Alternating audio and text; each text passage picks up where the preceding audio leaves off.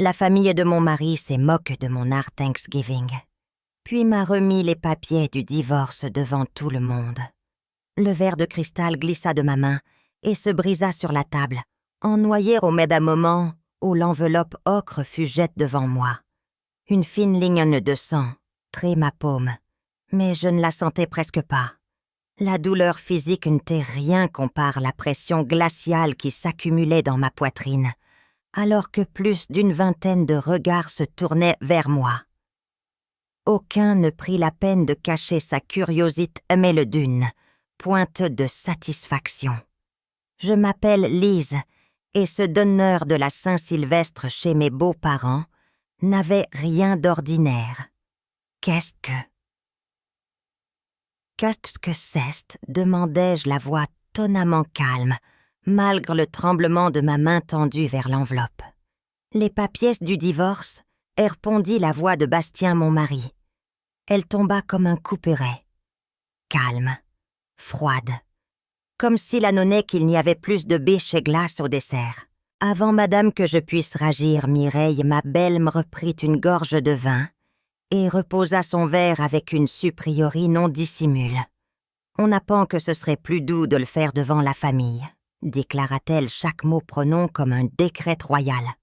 Plus doux pour qui? La question resta coince dans ma gorge, tandis que je croisais le regard de Julie, la sœur de Bastien qui esquissait un sourire narquois derrière son verre, comme si elle attendait ce moment depuis des années. Tu demandes le divorce pendant le réveillon répétai-je, chaque mot stouffant dans ma gorge.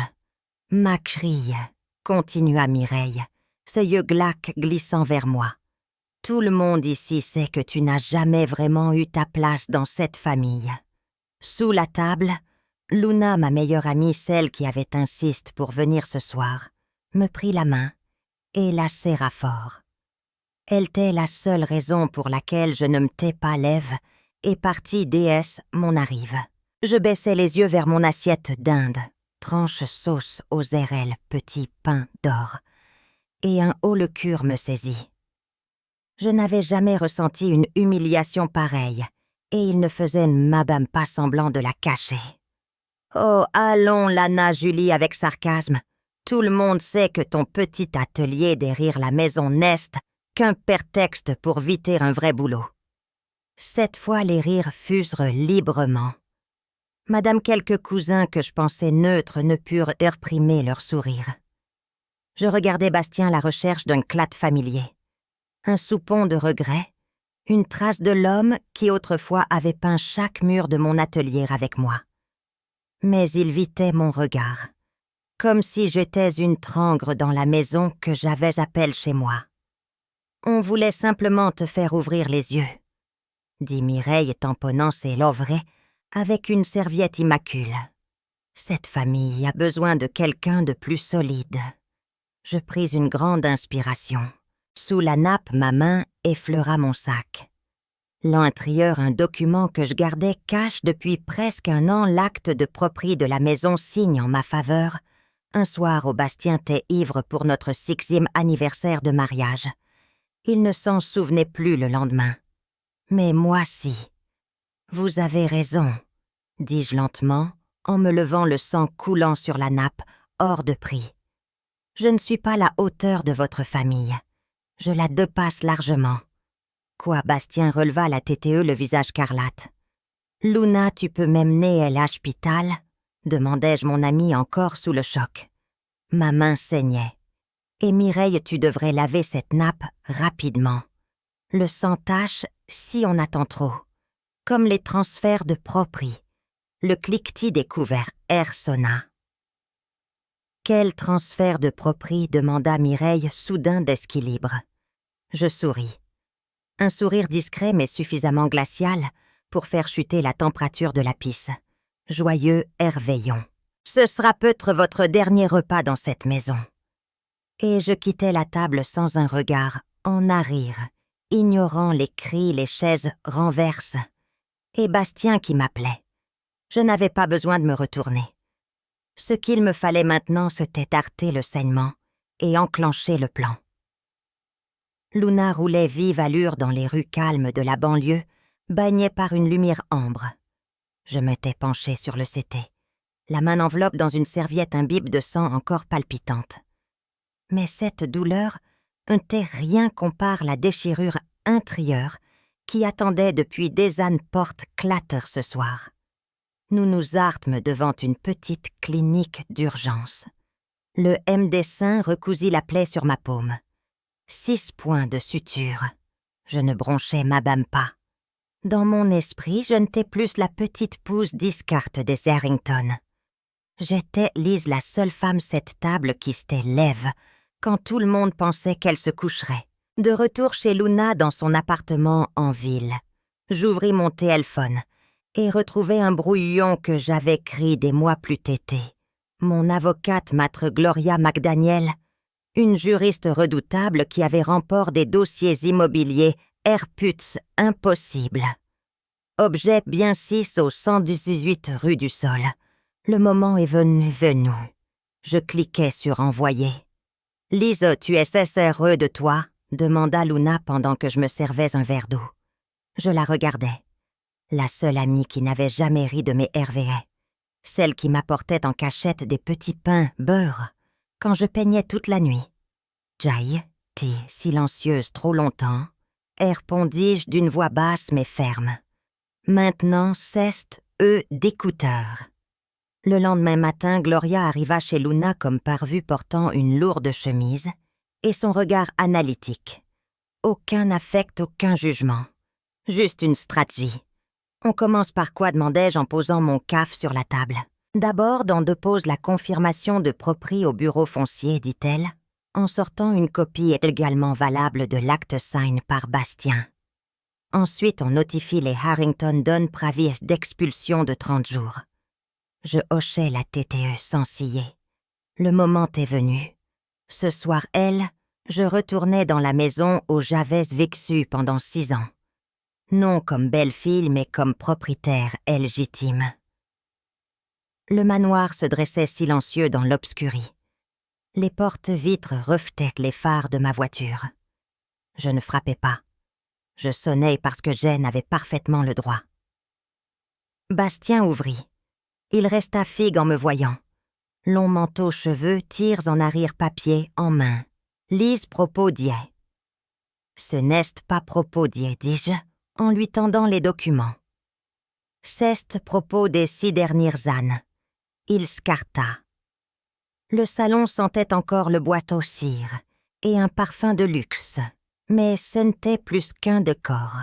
Ceux qui m'avaient traite d'intruse, tête désormais installe sur mon canapé dans Emma Maison, comme si de rien hontait.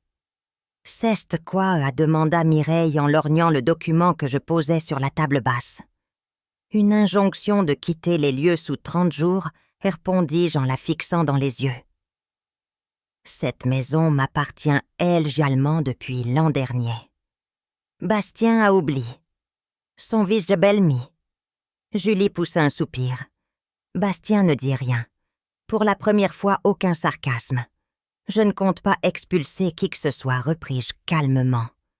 Mais si vous pensiez pouvoir m'éjecter de ma propre vie et continuer ici comme si de rien n'était, vous feriez bien de lire ce document attentivement.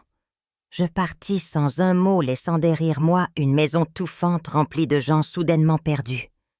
Cette nuit, je ne dormis pas. J'ouvris mon ordinateur et repris le projet que j'avais esquisse autrefois, jeune fille au RVA, accroche au mur de mon atelier. J'avais rêvé de transformer cet espace en galerie d'art, pas pour les œuvres rejettes par les grands salons, mais pour celles mises de côté par des proches, ignorent par leur propre famille. J'avais la vision, j'avais le nom. Le refuge El Olar retrouve sa place. Je souris. Il était temps de leur montrer que je n'étais pas juste une peintre de fond de jardin. Le lendemain matin, je me tenais devant les grandes fentres du domaine. Jadis symbole de la puissance des Harrington, il n'était plus qu'une coquille vide, attendant d'être réinvente. L'odeur de vieilles peintures de peltre et de murs griffes reflétait un passe que je t'ai enfin porté laissé derrière moi. Luna entra derrière moi 2 cafs blancs, la main. Elle s'arrêta dans le grand hall. La Metello Mireille m'avait jadis oblige cirer le sol, parce que c'est la première impression qui compte. Ce lieu pourrait devenir tout autre chose, dit Luna les yeux brillants. Une vraie galerie pleine de lumière d'air de l'hiver. Je pris le caf et hochai la TTE. Tu te souviens du professeur Brard, celui qui enseignait la restauration la face, celui avec la voix grave et les histoires de tableaux. Renaissance perdue. C'est lui. Il a encore un atelier PRS d'Avignon. Je travaille avec lui depuis plus d'1 an. En secret. Les soirs, les week-ends. Pendant que Bastien croyait que j'étais au yoga. Luna clata de rire. Et maintenant, il est temps de sortir ce secret la lumière. Je ne répondis pas. Je sortis simplement mon téléphone et composai le numéro. Professeur Brard, dis-je lorsqu'il décrocha. C'est le moment. 3 jours plus tard, l'atelier du professeur Brard ressemblait un fragment d'un autre monde. Murs de briques apparentes, odeur d'huile de lin lumière, filtrant travers les hautes voilures. Sur la table, un portrait en cours de restauration. Le visage de la femme semblait tout juste s'éveiller d'un sommeil de plusieurs cycles. « Tu arrives juste temps », dit-il en retirant ses lunettes de protection. Je parie que les Harrington ont enfin compris ce que signifie faire face aux conséquences. Pas exactement, répondis-je en posant une esquisse sur la table. Je ne veux pas de vengeance par la colère. Je veux reconstruire travers l'art. Une idée audacieuse, répondit-il en frônant les sourcils. Mais je vis l'étincelle dans ses yeux. Je pointais du doigt le plan initial. Le grand hall deviendrait la galerie principale baigne par la lumière naturelle d'une verrire. Les pistes adjacentes seraient transformées en atelier de restauration, en salle de cours et en espace d'exposition pour de jeunes artistes encore inconnus. « Comment ça s'appelle » demanda-t-il en se lavant les mains, après avoir feuillé les plans. « Le refuge, un lieu au large renate la vie. » Le professeur Brard hocha lentement la TTE, puis me mena dans une salle annexe remplie de tableaux anciens restaurés. Il dessigna une nature morte, avec un coin de chire et des traces de fume. Tu veux créer un espace pour ce que les autres considèrent comme irrécupérable. Il marqua une pause.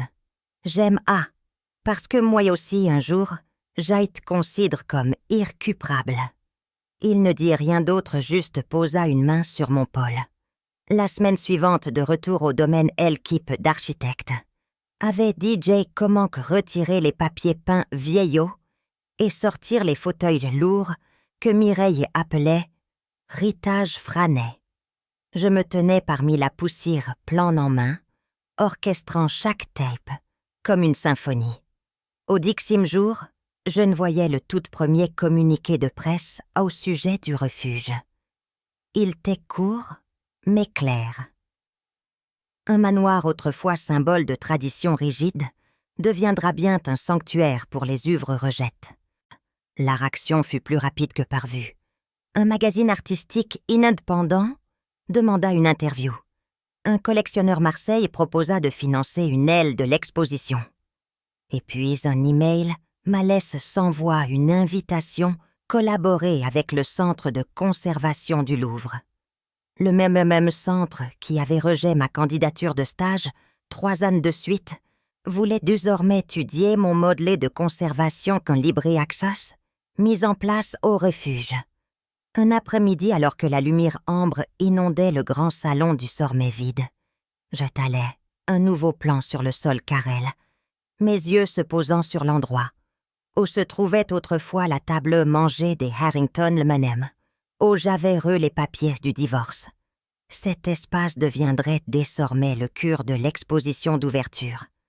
Le souvenir persistait, mais ne m'écrasait plus. Luna entra tenant une botte pleine de courriers. « Tu as une lettre manuscrite, dit-elle, en me tendant une enveloppe. » Je l'ouvris. L'intérieur, une seule phrase qui me fit m'asseoir, submergeait.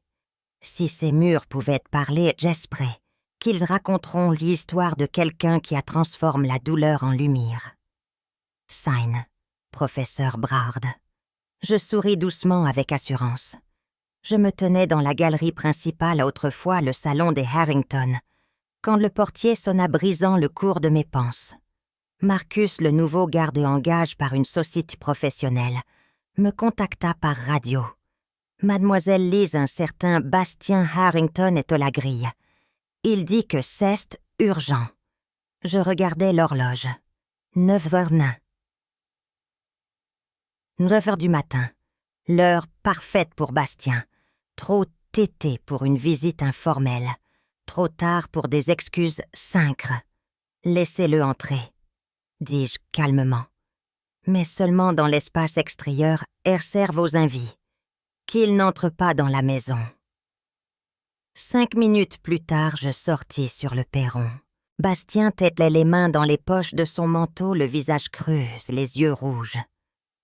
Des nuits sans sommeil, ou au fait d'avoir perdu quelque chose d'irréparable.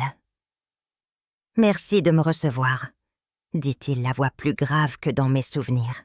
« Tu as 5 minutes », répondis-je, les bras croisés. Il déglutit difficilement. Julie est enceinte. Je haussai un sourcil. Et à me concerne comment nous avions pourvu de revenir vivre ici au printemps.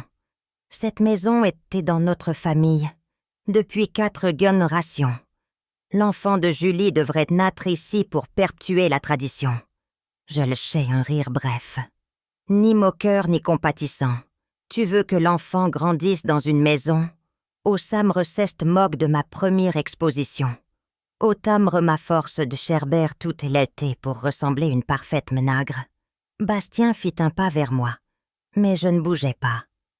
Non, Bastien, je n'ai pas besoin d'une autre explication. Je sortis de la poche de mon manteau un plan de rénovation approuve tamponne et signe par la mairie. Cette maison est en cours de transformation en centre d'art communautaire. Le projet est finance soutenue également et l'ouverture est prévue le mois prochain. Tous les documents sont en RGL. Il prit les papiers, tourna quelques pages, leva les yeux. Même et ne l'acceptera jamais. Ta mère, dis-je d'une ton ferme, n'a plus aucun pouvoir ici. Cet après-midi, je testais le système d'éclairage de la galerie quand mon téléphone vibra. Numéro inconnu. Mais je n'avais pas besoin d'identification. La voix de Mireille retentit tranchante comme toujours. Je demande un rendez-vous immédiatement.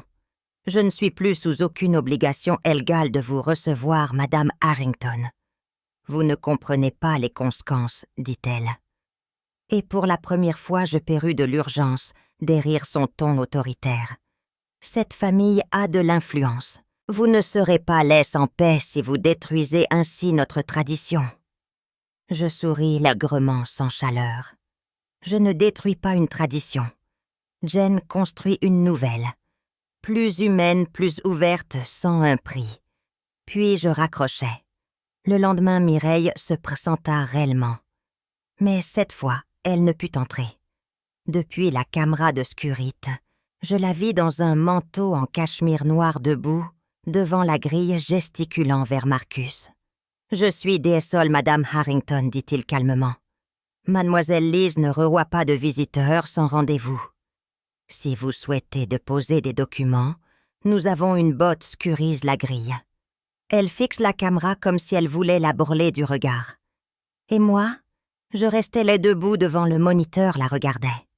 Cette femme qui contrôlait autrefois chaque recoin de cette maison, était désormais artée par un portail, dont moi seul détenais la CL. Ce soir, je reçus un email de l'avocat des Harrington, une offre de rachat de la maison, au double de sa valeur marchande. Je répondis par une seule phrase. Je ne suis pas intéressée par l'argent, je suis intéressée par le sens. Je m'adossai ma chaise regardant le grand mur, où serait bien suspendue la pisse maîtresse de l'inauguration. La lumière ambre effleurait une esquisse inachève des classes de verre disposées en ailes de papillon. Symbole de quelque chose autrefois bris, dissormais en plein envol. Il pouvait être furieux, persister, offrir tout l'argent du monde. Mais la seule chose qu'il ne pourrait jamais reprendre, c'était la voix. Et pour la première fois de ma vie, je savais que je l'avais retrouve. Le soir de l'inauguration. Le refuge rayonnait de chaleur contre le froid gris de l'ivre. Des lumières d'or baignaient les murs de briques, mettant en valeur chaque œuvre qui bordait le couloir principal, autrefois le hall imposant du domaine Harrington. Les mêmes personnes qui appelaient à autrefois cet endroit un critage familial n'auraient changé jamais. Imagine qu'un jour il ressonnerait des applaudissements d'artistes venus de toute la ville. Je me tenais derrière un petit rideau en velours, installé dans la galerie. Mes doigts entouraient un verre d'eau l'index, pliant allègrement le coin d'une serviette. Chaque minute, de nouveaux invités arrivaient journalistes, collectionneurs, conservateurs de muses prestigieux. Et, bam, quelques visages familiers qui avaient rejeté mes dossiers de candidature 3 ans plus tété. Luna approcha vêtue d'une robe de velours vermeraude, faite sur mesure pour cette soirée. « Il faut que tu vois, » a dit-elle. « Il y a une file jusqu'au trottoir. La chaîne locale a installé une caméra Pérez des escaliers. » Je hochai la tête sans rien dire. Mon cœur battait non par peur, mais parce que cette fois, je n'avais plus rien perdre. Dehors, la indiatrice débutait la visite guide de la première œuvre. J'entendais les pas sur le parquet, les déclics d'appareils, photos, les murmures merveilles. C'est incroyable. Qui aurait cru que c'était un ancien manoir, prive exactement 20 tâches. Un carillon doux heure sonna marquant le début des discours. Je sortis de derrière le rideau et pris place au pupitre en bois faisant face une galerie pleine. Merci tous d'être venus. Ce soir, comme neige, la voix plus stable que je ne l'aurais cru. Cet endroit fut autrefois rempli de silence d'attente, impose de jugement murmure. Mais ce soir, il appartient des histoires vraies et libres, sans filtre. Je me tournai vers la grande toile au centre, encore recouverte d'un drap noir. Cette œuvre à tas créée au fil d'une, âne de nuits blanches de doute et de moments où je pensais ne plus avoir la force de continuer. Je fis un signe. 2 membres du personnel tirent délicatement le drap. Derrière se tenait une immense peinture. 8 fragments de vieux journaux clats de verre assemblent en reflets de lumière. Au centre, une table renverse des verres de cristal brisse, des morceaux de miroir, reflétant des dizaines de visages. Douleur colle impuissance. Et enfin, au cœur du chaos, une femme debout tenant un pinceau, le regard droit tourne vers l'avenir. Rappropriation, dis-je. Ce n'est pas juste de l'art. C'est de la dignité. C'est une voix. C'est moi. La salle resta silencieuse. Puis les applaudissements clatrent. D'abord timides, puis en vagues successives de plus en plus fortes. Un critique du Boston Review s'approcha pour demander une interview exclusive. Un collectionneur venu de Paris se pencha vers Luna et murmura « Je veux acheter l'original. Dites-moi le prix. » Au milieu de la foule, la porte d'entre s'ouvrit soudainement. Tous les regards se tournent. Mireille Harrington entra le dos droit, le regard dur. Derrière elle, Bastien et Julie. Son ventre arrondi ne laissait plus aucun doute. Je croyais que j'étais un lieu public, dit Mireille d'une voix froide. Bien c'est, et répondis-je en m'avanant avec un sourire. Tout le monde est le bienvenu, madame, ceux qui considéraient autrefois l'art comme un passe-temps bon marche. La salle ragit. Les journalistes tournent leur caméra. Vous avez utilisé le nom des Harrington pour mettre en scène un scandale personnel, rétorqua-t-elle. Vous avez sali l'héritage de ma famille. » »« Je n'ai rien sali, » répondis-je calmement. « Jai simplement raconte travers l'art ce que Jai vécu. Je dessignais la toile centrale. Voici la vrite. Voici ma voix. Et pour la première fois, elle est entendue. » Mireille ouvrit la bouche pour répondre. Mais une nouvelle salve d'applaudissements la coupa net. Dans un coin, un homme aux cheveux d'argent s'avana. Le conservateur principal du Musée des Beaux-Arts de la Nouvelle-Aquitaine. « Madame Harrington, dit-il, votre fils devrait être très fier. Nous envisageons d'inclure cette œuvre dans notre exposition de l'année prochaine Femmes et Voix. » Mireille se serra son sac main sans rien dire. Julie baissa la tête. Bastien recula silencieusement. Je ne dis plus un mot. Je me tournai vers Luna et levai mon verre. « On trinque quoi que demanda-t-elle. Aux mots qui montent un jour, brise et répondis-je.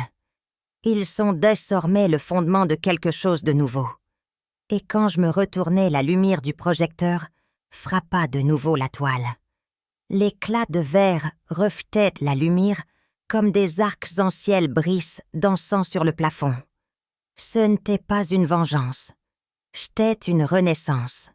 Le lundi matin, j'étais dans mon bureau au 2e étage du refuge, en train de feuilleter des contrats d'exposition d'une galerie de Seattle, quand mon téléphone vibra. « C'était Luna. » Sa voix peine un souffle lise, allume la TL.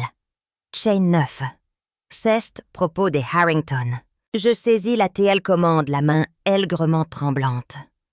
Un bandeau rouge vif défilait en bas de l'écran, Harrington Capital, sous-encute pour malversation financière. Des millions en vol. La présentatrice parlait d'un ton grave. Des sources indiquent que Mireille Harrington, la TTE de la société, et son fils Bastien sont soupçonnés d'avoir utilisé les fonds des clients pour des investissements personnels, notamment des garanties immobilières, dont le domaine familial du chemin du sol. Je restais fige. Mon cœur battait fort. Pas de joie. Une prise de conscience glace. Si je n'avais pas DPO à temps, le transfert de propriété, tout ce que j'avais construit, aurait pu disparaître comme un jeton de cartes. Le téléphone sonna de nouveau. Cette fois, c'était Gloria. « Lise Jaivrifi. Heureusement que tu as tout enregistré, Tété. Sinon le bien aurait été liste parmi les saisies du FBI. » Je poussai un long soupir en regardant par la fenêtre le jardin, auquel que l'aveu préparait le cours de restauration de l'après-midi. Et Bastien, il coopère avec les enquêteurs, semble-t-il. Et il accuse Samre de tout. Je hochai la tête sans surprise. Ce soir, j'appliquais une couche de vernis sur un cadre du 10e cycle, quand mon téléphone sonna, l'appelant Julie. Je citais puis décrochais. Lise, dit-elle d'une voix presque méconnaissable. « Je n'ai plus nulle part où aller. Je ne dis rien. » Julie reprit la voix noue. « Bastien m'a coulé vivre. Mamre est convoqué par le tribunal. Je vais bientôt accoucher. Je n'ai plus de maison, plus d'argent. Plus personne. » Le silence tomba. Les souvenirs me revinrent. Son sourire moqueur mon vernissage. Son rire quand Mireille m'avait traité de trop banal pour l'art. Je ne demande pas grand-chose. S'il y a une chambre d'amis, je payerai plus tard. Juste un endroit où dormir jusqu'à la naissance. Sa voix se brisa. Pas pour moi, pour l'enfant. Je regardais mes mains taches de peinture. C'est mes mains qui avaient tremblé quand on m'avait tendu les papiers du divorce un soir de réveillon. Mais aujourd'hui, elle bêtissait quelque chose qui comptait. Je pris une profonde inspiration. La maison d'amis derrière le jardin est vide. Je vais réinitialiser le code. Tu peux y rester le temps de te retourner. Julie ne répondit pas. Puis j'entendis un sanglot touffe, l'autre bout de la ligne. 3 heures plus tard, une vieille voiture argente se gara devant le refuge. J'ouvris le portail. Julie en sortit visiblement amaigrie, le ventre bien rond. Elle tenait un sac en toile d'Efrachi. Plus de manteau de luxe, plus de talons, plus de parfum de Crater. Devant moi se tenait une femme nue. Une version de Julie Harrington que personne n'avait jamais vue. « Merci, dit-elle, les yeux rougis. Je sais que je ne le mérite pas. » Je la guidais sur le sentier pave, passant devant le jardin fraîchement plan. La maison d'amis était propre, avec l'eau courante des draps frais. La lumière allume. Avant de partir, je martais sur le seuil. Je ne fais pas A pour toi. Je le fais pour un enfant qui n'a jamais eu le choix. Et parce que je crois qu'aucune erreur passe, ne doit nous condamner jamais. Julie hocha doucement la tête, les larmes coulant silencieusement. Je tournais les talons sans rien ajouter. De retour dans l'atelier, je levai les yeux vers la toile de rappropriation, toujours au centre du hall. Le verre brille, y réfléchissait la lumière, comme s'il était vivant. Un nouveau message sonnait en moi. Parfois le pardon n'est pas fait pour que les autres dorment en paix. Il est fait pour que nous puissions enfin être libres. Je m'assis ma table de dessin, et comme n'est esquissé pour l'exposition de printemps. Le pack me reconstruire partir des cendres, et je savais qu'au fond du jardin, quelque part, une femme entamait aussi son propre chapitre. Un matin de printemps, la sonnette du portail retentit. La lumière filtrait travers les feuillages et caressait les vieux murs en briques du refuge du Sormet, centre respect de restauration et d'exposition artistique. Je regardais le crin de Scurie. La silhouette la grille portait un pull gris clair et tenait une peinture soigneusement en balle. Ses cheveux argent téants attachent avec soin. Son visage pourtant était inoubliable, Mireille Harrington. Je laissai le crâne se teindre, puis pris une profonde inspiration avant de parler dans l'interphone Marcus. Laisse-la entrer. Mais elle seule. Elle entra dans la salle d'accueil, ses pas lents mesure. Finit le menton haut d'autrefois. Elle posa la peinture sur la table et l'ouvrit avec délicatesse. Un vieux portrait apparut, celui d'une jeune femme, aux cheveux ondules, au regard lointain. Les couleurs avaient plis et des craquelures stiraient comme des toiles d'araigne. « Ceste, m'âme, redit-elle doucement. Ce tableau t'est dans le grenier depuis 30 ans. Je l'avais oublié. Je hochai la tête sans parler. Elle continua lise. Je sais que je t'aille, fait du tort. J'aille, prit et Hervé. J'aille aide j'ecter de cette famille. Et quand tout cesse effondre, j'aille, compris que la seule chose qui restait debout, que t'es ce qui t'est vrai. Je m'assis face elle. Je peux restaurer ce tableau, dis-je, en suivant une fissure du regard. Mais il ne sera plus jamais exactement comme avant. Et qu'est-ce une bonne chose? Mireille sembla perplexe. Parce que ces fissures, poursuivis-je, sont ce qui le rend précieux. Le passe n'a pas besoin d'être efface. Il a besoin d'être reconnu, puis reconstruit, avec compréhension et jarrier. Elle resta longtemps silencieuse, puis dit enfin « Je ne suis pas venue demander. Je suis venue apprendre. Si tu acceptes, j'aimerais travailler ici. Te chaise administrative, ménage, prise de notes, peu importe. J'ai besoin de faire quelque chose de juste. Pas pour effacer le passe, mais pour mieux vivre le persan. » Je me penchai en arrière pensive, puis tirai un dossier d'un tiroir. Commence lundi. Quelqu'un t'expliquera la gestion des archives numériques. Et ce tableau, ajoutai-je en le dessignant, est prévu pour restauration la semaine prochaine.